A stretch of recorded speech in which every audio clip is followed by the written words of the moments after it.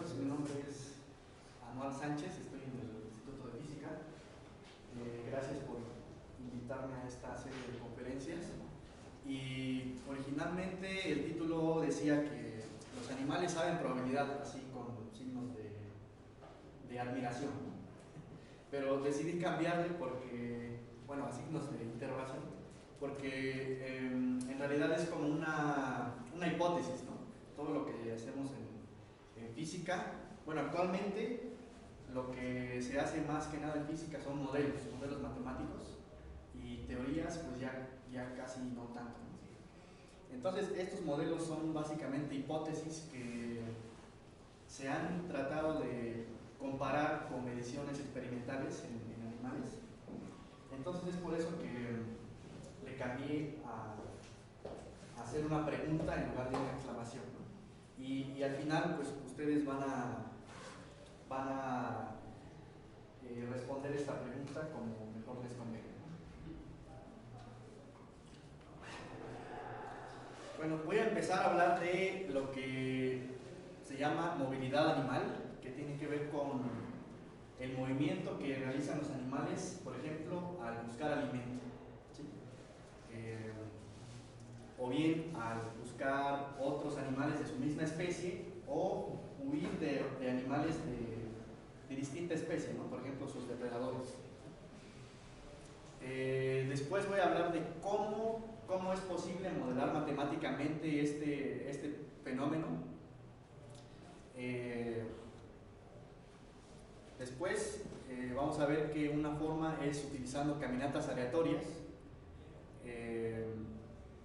simples. Después voy a hablar un poquito de qué son los vuelos de Levy, y al final un poquito de un tema relacionado con mi tesis, que es caminatas aleatorias con memoria, ¿no? Y aquí les muestro una imagen de la isla Barro Colorado en Panamá, que es una isla bastante utilizada para hacer investigación experimental en biología.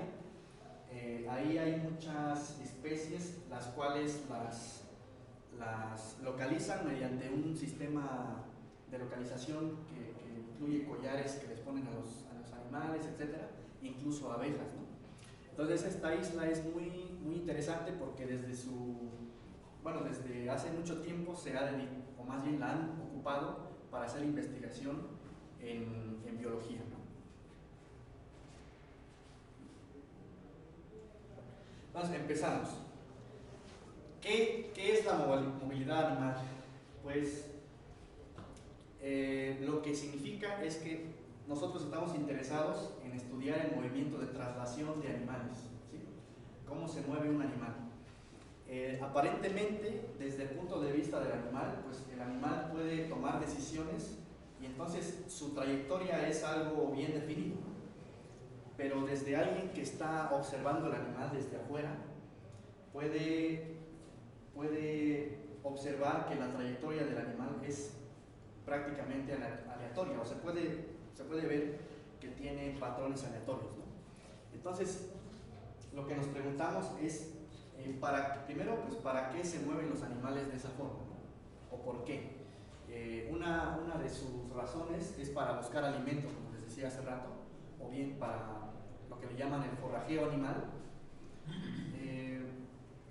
y eso está relacionado con problemas de búsqueda, ¿no? Lo cual tiene muchas aplicaciones, no solo en biología, sino también, por ejemplo, en informática. Saben ustedes que, por ejemplo, el primer,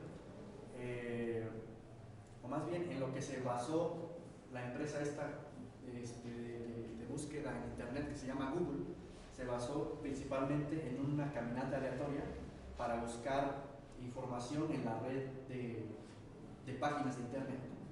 Entonces, este problema de búsqueda tiene aplicaciones tanto en biología, de cómo encontrar de manera óptima, moviéndose, por ejemplo, aleatoriamente en un espacio bidimensional, cómo encontrar alimento, por ejemplo, o cómo encontrar cierta información en una red que es la red de páginas de internet, etc., ¿no? Entonces, ese es uno de los motivos, el problema de búsqueda. Además de buscar alimento, también puede buscar animales de su misma especie, por ejemplo, para aparearse, o bien puede buscar refugio donde haya menos animales de distinta especie especie que lo quieran aniquilar, ¿no? O bien escapar de sus depredadores.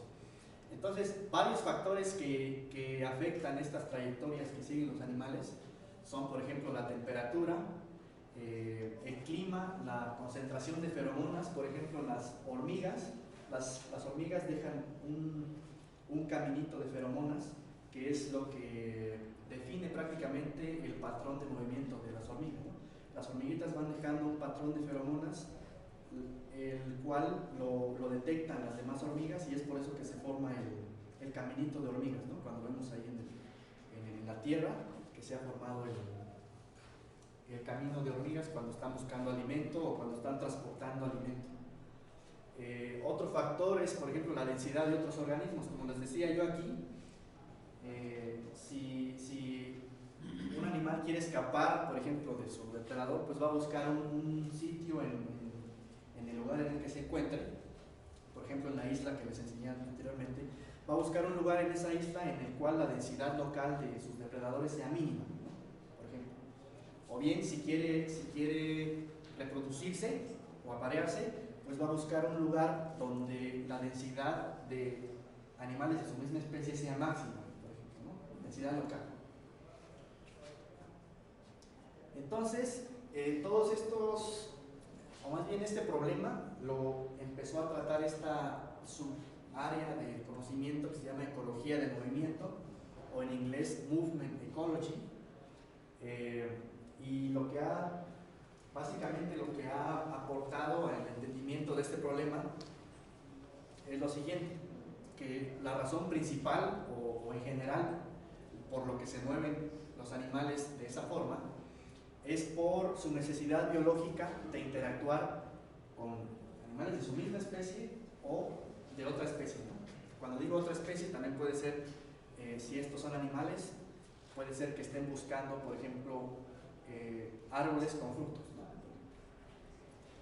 Entonces, la necesidad principal es la necesidad de encuentros de estos animales, ya sea con su misma especie o con otras especies, ¿no? Y esta área de conocimiento también nos ha enseñado que los patrones que siguen estos animales son muy parecidos, ¿no?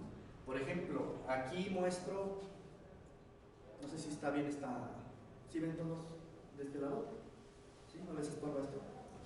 Bueno, aquí muestro un ejemplo de monos araña en la península de Yucatán, ¿no? Entonces, por ejemplo, esta fue obtenida mediante rastreo con un collar que le ponen a los monos araña y un monitoreo mediante ondas, ¿no? Ondas electromagnéticas. Bueno, entonces, por ejemplo, esto es la gráfica de la trayectoria que sigue un mono araña en un día en la península de Yucatán, ¿no? Entonces, como ven, empieza aquí, entonces da un salto largo, entonces por aquí se queda como explorando, luego va a otro lado, se queda por aquí explorando, sigue explorando, y de vez en cuando da saltos largos, ¿no? Como este, como este, como este. ¿Sí? Otro ejemplo es este, de un mono araña que es de género, ¿cómo se dice? Femenino, no sé cómo se puede decir. Bueno, entonces empieza, digamos, en este punto, explora parte de la península, bueno, de la selva en las que están, y regresa a un lugar muy cercano al que empezó. Entonces, si lo vemos desde, o sea, si yo les enseñara esto y no les dijera que se trata de un animal, para nosotros los físicos, pues pensaríamos que esto es como, por ejemplo, una trayectoria de una molécula en un recipiente de agua. Entonces, esto se parece mucho al movimiento browniano para nosotros los físicos, ¿sí? Otro ejemplo es este mismo de la península de Yucatán, pero aquí podemos apreciar que, por ejemplo, si hacemos más grande esta zona, que la hago aquí, ¿sí? Entonces, pues se ve prácticamente el mismo patrón estadístico, ¿no? Tiene las mismas características estadísticas. De vez en cuando da saltos largos, luego da saltos cortos y así, ¿no? Si le hago un zoom aquí, pues veo esencialmente lo mismo, ¿no? De vez en cuando da saltos largos y a veces da cortos. saltos pequeños, etc.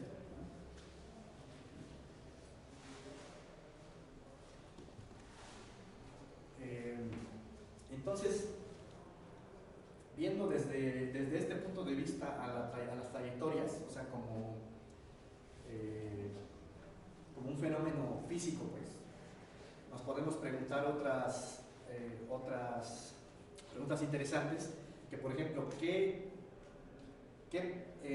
factores determinan las propiedades estadísticas que vimos hace rato, ¿no?, de las trayectorias? Otra pregunta es ¿por qué siguen esos patrones? ¿Por qué dan saltos largos y a veces dan saltos pequeños, ¿no? ¿Y qué ventajas tienen estos animales en moverse de esa forma? O sea, ¿por qué se mueven así? Todo esto, como les decía hace rato, está relacionado y tiene importancia en problemas de búsqueda que tienen aplicaciones tanto en biología, en informática y en otras áreas, ¿no?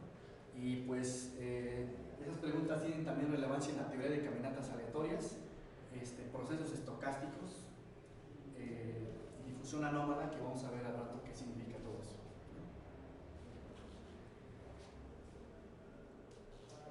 Entonces ahora vamos a ver cómo podemos modelar matemáticamente este fenómeno.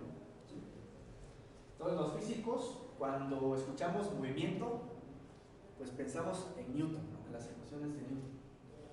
Pero resulta que las ecuaciones de Newton son para sistemas deterministas. Con Newton podemos estudiar, por ejemplo, el sistema Tierra, Sol, Luna, por ejemplo. A lo mucho puede existir caos ahí, ¿no?, como nos hablaba hace rato en la conferencia anterior.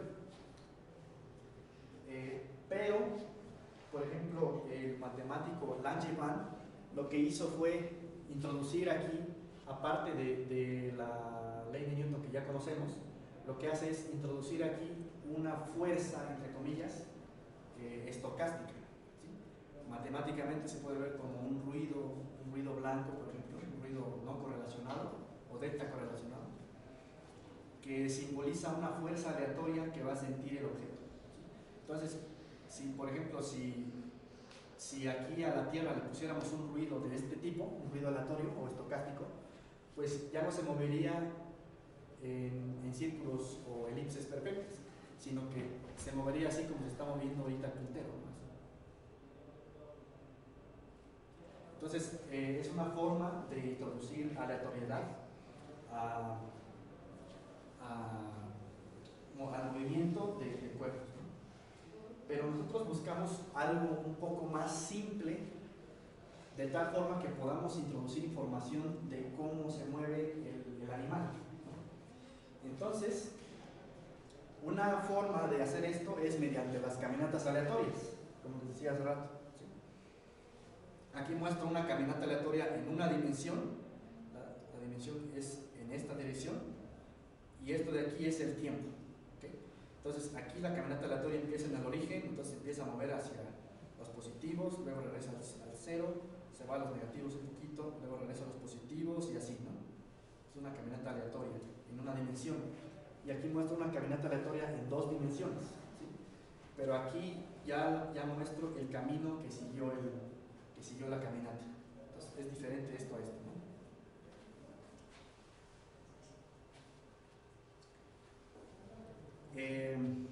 Una cosa importante es que en esta caminata aleatoria de aquí no vemos saltos largos, ¿no? Si lo observan, no ven saltos largos como veíamos en el ejemplo que les puse de los monos en la península de Yucatán. Entonces, una forma de introducir estos saltos largos es mediante una caminata especial que se llama caminata de Levy o vuelo de Levy, que esencialmente lo que hace es elegir longitudes de paso con una distribución que decae como ley de potencias. Es decir, la mayoría de veces da pasos cortos, pero de vez en cuando también da pasos largos, ¿no?, como estos de acá, solo que son poco frecuentes o menos frecuentes que los pasos pequeños, ¿no? Entonces, comparando una caminata de 1000 pasos, una caminata aleatoria normal de 1000 pasos con una caminata de 1000 pasos pero que dé saltos largos de vez en cuando, entonces vemos que sí hay una gran diferencia, ¿no? Esto está a escala. Y entonces vemos que el vuelo de Levi, o caminata aleatoria de Levi, se parece más al ejemplo que les enseñé hace rato, ¿no? Estadísticamente hablando. A diferencia del vuelo de Levi, o más bien, una característica de las caminatas aleatorias es que visita muchas veces sitios que ya ha visitado, ¿sí? O sea, se tarda mucho en explorar el espacio, ¿sí? En cambio, los vuelos de Levi, pues como ven aquí, con el mismo número de pasos, este caminante ya exploró más espacio que este caminante.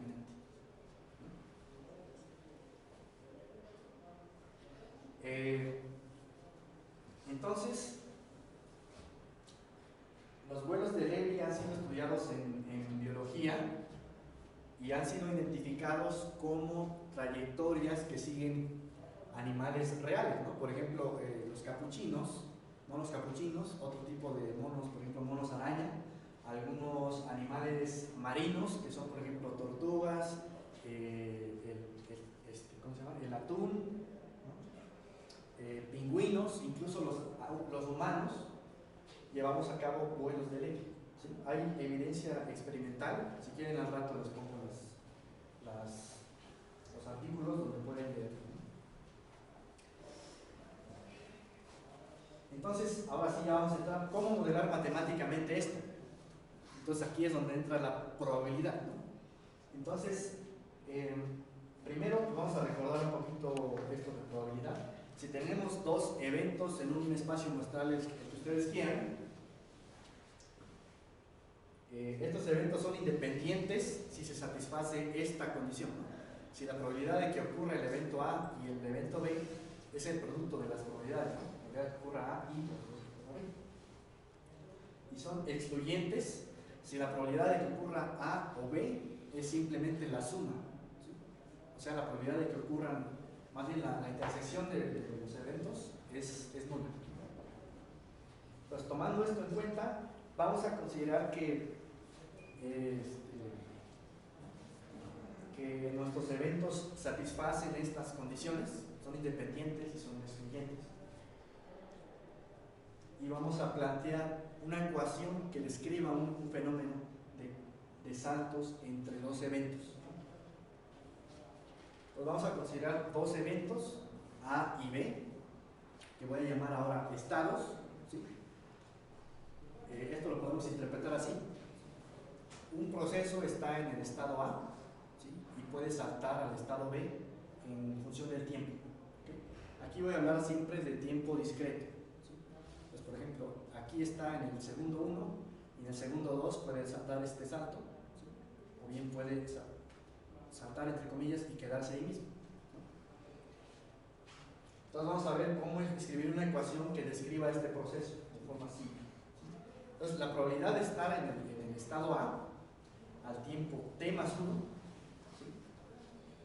Va a ser igual a ¿qué? Usando esto de aquí, ¿no? Va a ser igual a la probabilidad de que ya haya estado aquí en un tiempo anterior, ¿no? ¿Sí? Y que salte, más bien que no salte cuando está en A, ¿sí? Pues aquí estoy usando esta propiedad, ¿no? La probabilidad de estar en A es la probabilidad de ya haber estado ahí y quedarse ahí. Entonces, son dos eventos independientes, entonces la probabilidad de ellos es el producto de sus probabilidades. Entonces tenemos esto, ¿no? Entonces, la probabilidad de estar en A puede ser dada por esto, o bien usando esto de aquí. La probabilidad de estar en A también puede contribuir el haber estado en B y dar un salto de B a A. ¿Okay? Entonces, de esta forma podemos escribir una ecuación maestra que es una ecuación para la probabilidad de ocupar el estado A como función del tiempo discreto. Y lo mismo podemos hacer para el estado B. ¿Okay? La probabilidad de estar en B, entonces la probabilidad de estar en B al tiempo t más 1 es la probabilidad de haber estado en B al tiempo anterior y quedarse en B. O la probabilidad de estar en A al tiempo anterior y saltar de A a B. Entonces con este par de ecuaciones podemos resolver para la probabilidad de estar en A y la probabilidad de estar en B como función del tiempo. ¿Okay? En principio. Entonces, siguiendo este razonamiento, podemos ahora escribir una ecuación maestra para una caminata aleatoria en una dimensión. ¿Sí? Si la caminata aleatoria es simétrica, significa que la probabilidad de dar un salto a la derecha es la misma que dar un salto a la izquierda. Eso significa una caminata aleatoria simétrica. Entonces consideramos la recta con los números enteros. Cada sitio, cada número corresponde a un sitio, un sitio que puede ser ocupado por el caminante aleatorio. Y entonces la ecuación maestra de una caminata aleatoria que se mueve en esta recta se puede escribir de esta forma. A ver si me pueden ayudar ustedes. La probabilidad de estar en n, en el sitio n, al tiempo t más 1, es igual a ¿qué? Pues es igual a la probabilidad de haber estado aquí y saltar para acá.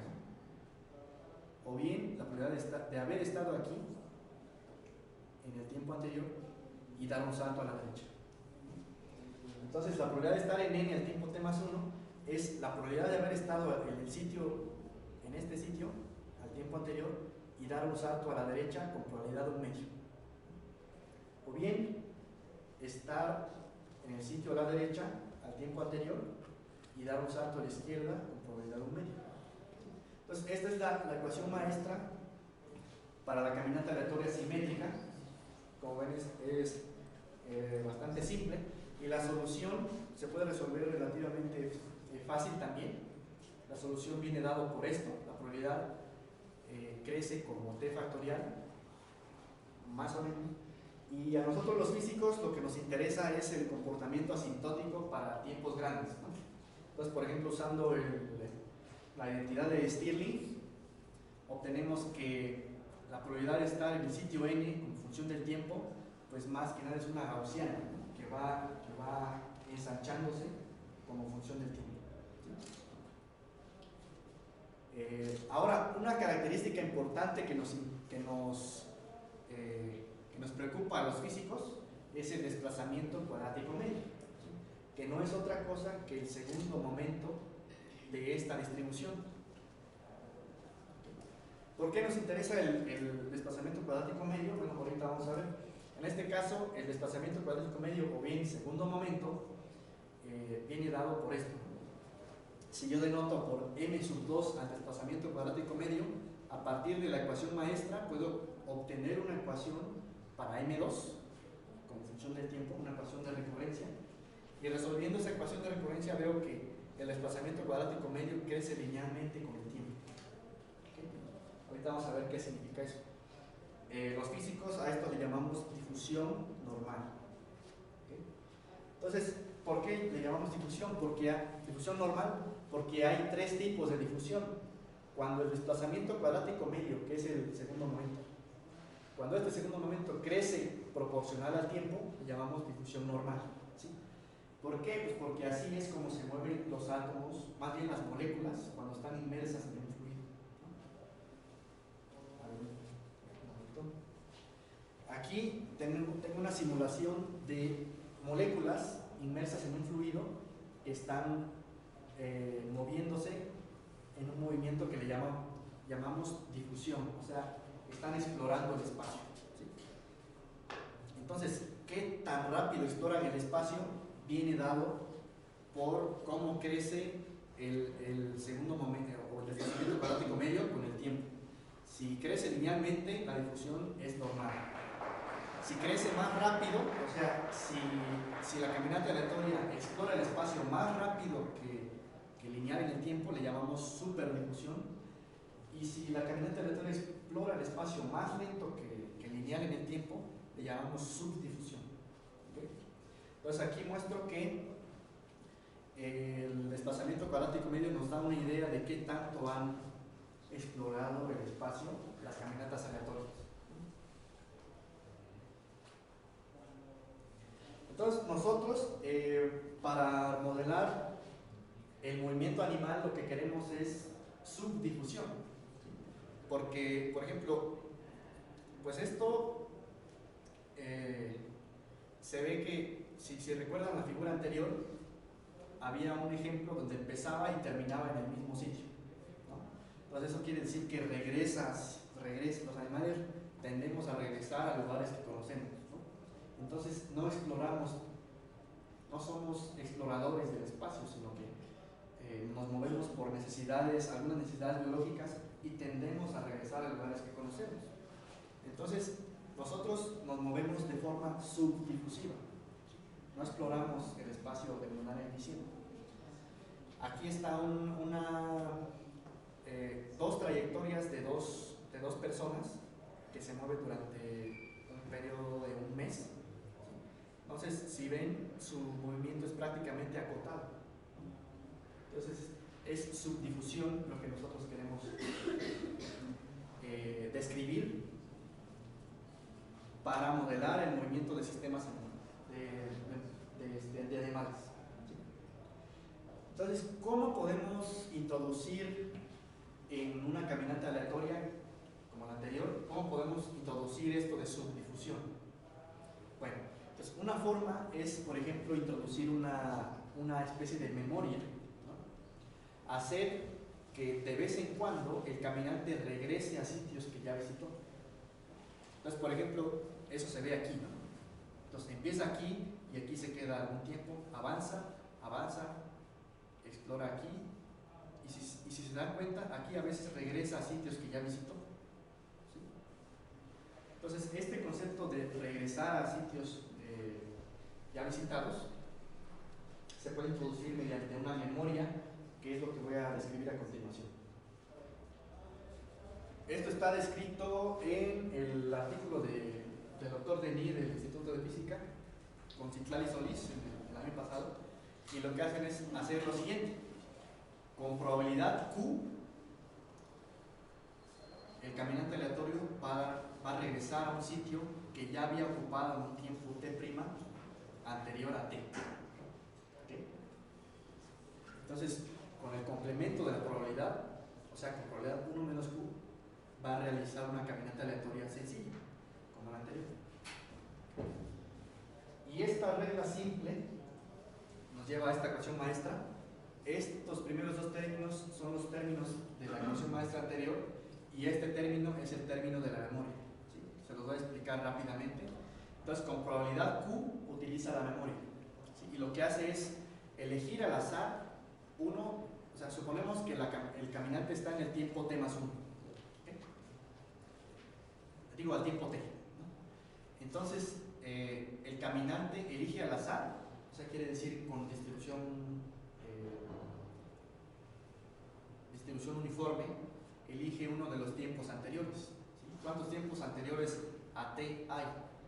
Pues T más 1, ¿no? Porque empieza en el tiempo 0, ¿sí? Entonces, con probabilidad 1 entre T más 1, va a elegir un tiempo anterior a T, ¿sí? Y esto quiere decir que la probabilidad de estar en el sitio N a tiempo T más 1, pues es proporcional a la probabilidad de haber estado en ese sitio N, pero en un tiempo T' anterior. ¿Okay?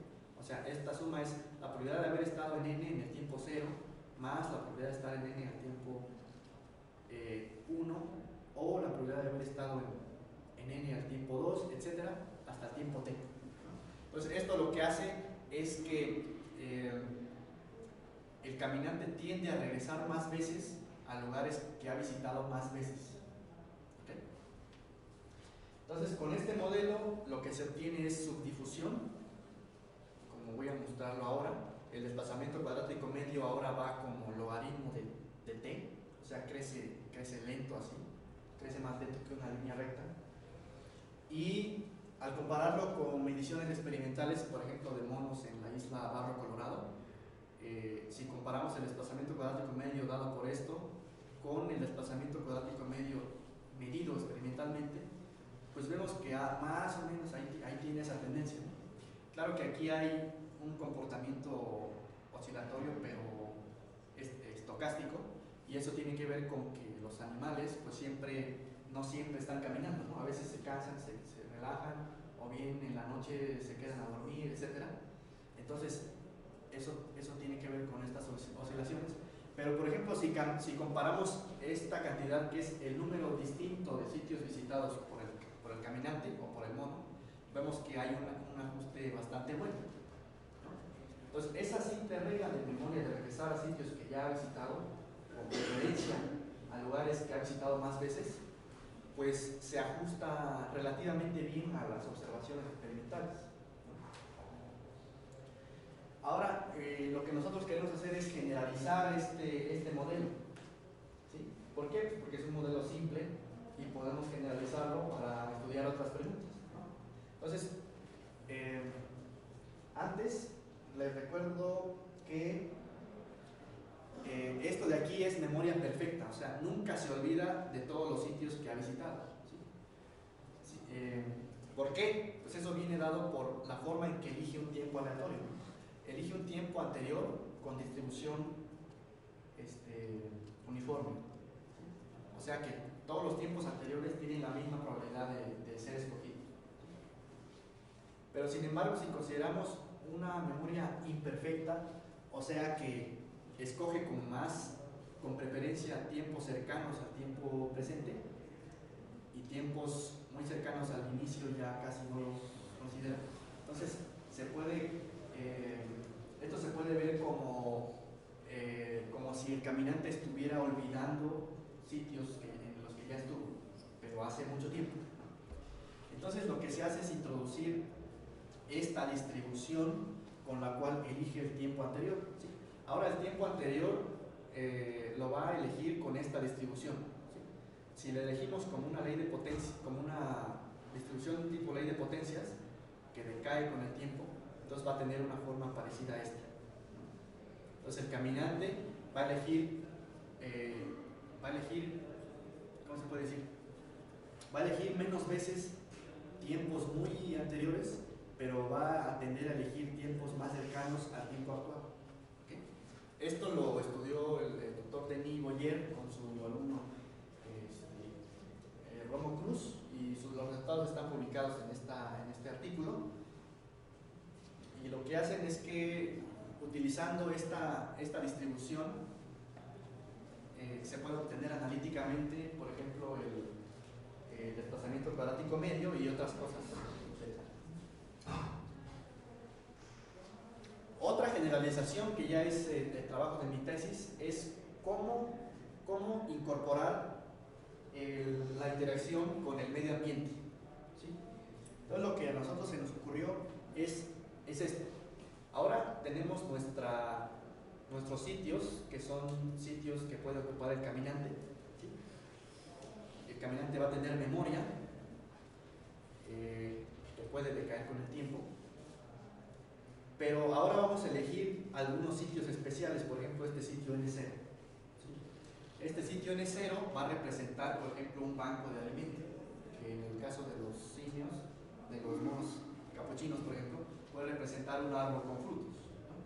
Entonces, este sitio especial que le llamo N0 tiene la característica de que cuando el caminante llega a este sitio, se puede quedar ahí con probabilidad gamma. Los casos anteriores no consideraba este caso, o sea, no había la posibilidad de que el caminante se quedara en un sitio, o sea, siempre daba un salto. Entonces, aquí vamos a agarrar estos sitios que van a representar bancos de alimento, y lo que hacemos es que el caminante, con probabilidad gamma, se queda en ese sitio en un paso de tiempo. O sea, esta gamma en realidad es una tasa de probabilidad, o sea, probabilidad por unidad de tiempo. Entonces, con esta generalización, se puede escribir la ecuación maestra, que no la puse aquí para no aburrirlos de tantas ecuaciones maestras. Entonces, lo que nos interesa es considerar dos tipos de decaimiento de memoria, ¿sí? Nos interesa considerar cuando la memoria decae exponencialmente, y nos interesa ver qué pasa o comparar decaimiento exponencial de memoria con decaimiento tipo ley de potencias. ¿Por qué estos dos? Pues porque en sistemas complejos, a los físicos nos gustan mucho las leyes de potencia, porque eso tiene que ver con fenómenos críticos, que tienen que ver con transición pasa y todo eso, ¿no? Además de que una memoria que decae así, se dice que es libre de escala, o sea, el comportamiento